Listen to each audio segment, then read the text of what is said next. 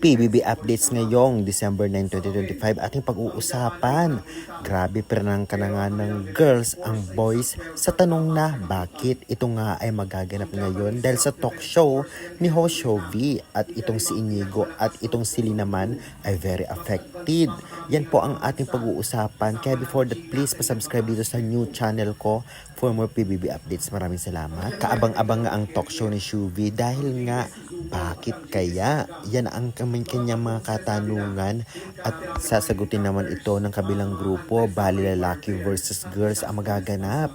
Tiyak may tensyon na magaganap dito at syempre tiyak may sorihan na magaganap.